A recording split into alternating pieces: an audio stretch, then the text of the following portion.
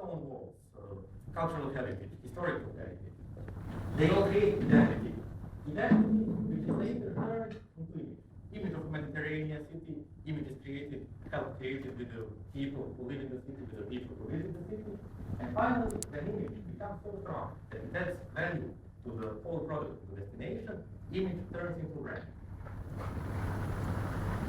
In order to further examine Dubrovnik's image, we will take some of the very known marketers' tools, namely the SWOT and festival analysis, and for the sake of this presentation, we will also examine the strengths, weaknesses, opportunities, and threats, so the four quadrants of the SWOT analysis.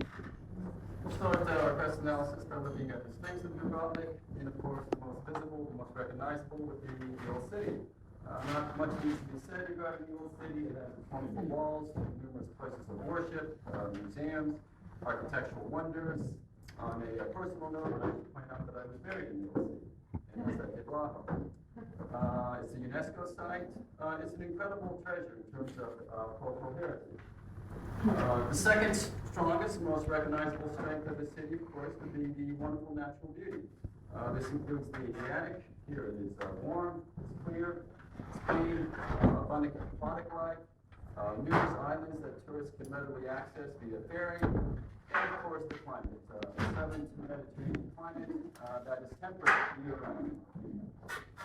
So if we take these two wonderful strengths, the strengths of the cultural heritage, the wonderful natural beauty, they combine to form Dubrovnik's current existing image within the regional as well as the internationally competitive. If we look for strengths of Dubrovnik that are outside of the city walls, the first landmark we come to and find would be the city bridge that was recently completed, the Kevinon Bridge. It is not in the same category, of course, as the old city, but it and of itself does attract visitors to it, and they do enjoy it. Now, we'd like to identify some other monuments, some other strengths, some other landmarks in the old city. And how many do we have here in Dubrovnik? Well, it's a short list. The answer is none. And that is something that we will address later on in the presentation. Now I got not so pleasant part like the strength, I got weaknesses. So a lot of you who are here more than a day already know some of them. First of all, lack of parking spaces, that's the weakness of the problem. Traffic congestions. Then some are part-time. There's actual problems with electrical energy when you have blackout after a thunderstorm, or when you have polluted water after a longer rainy period. These are all weaknesses if I turn them. They are solvable, but they are all weaknesses in our image. They are influenced, especially in this last period of I think here, cost value. Because guests come, they don't expect to get traffic problems, they don't expect to get parking problems, they don't expect to get bad water or lack of electrical energy. Altogether, we have a lower image due to these weaknesses.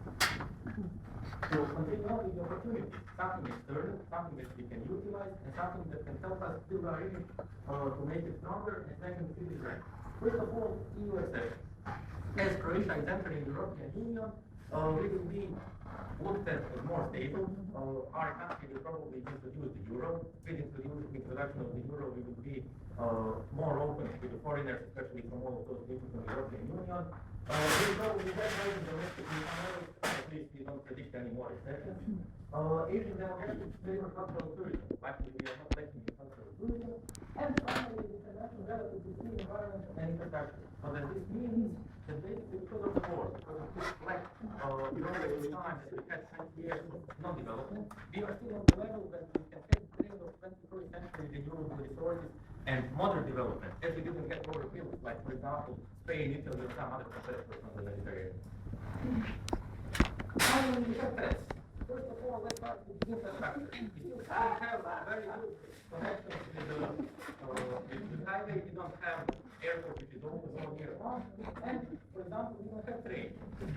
What one can think about trains? Well, my mom came to visit this summer, and she asked me 5 different times how much it would cost to take a train from Dubrovnik to Poland. She asked me how long it would take to take a train from Dubrovnik to Zagreb. Unfortunately, there is no train to catch. Finally, some internal threats as well, as you can see. And from competitors, we can say how Montenegrins are using the new marina on the Adriatic. We are not. We have global economy, we can go down, we will lose our target pool, target market, that is very main thing. Then we have lack of investment capital. We don't have enough investment opportunities in Croatia, and then we have lack of political will, or we have some issues internally, which stop foreign investment to come to our country and to do some new things. So we can see then with the quick check of our SWOT analysis, we place image as both a strength, a weakness, an opportunity, and a threat. Clearly then, image plays a large role in determining any destination's success or failure. So what is image? Image is not singularly one thing, such as the old city. It's not just a marketing slogan.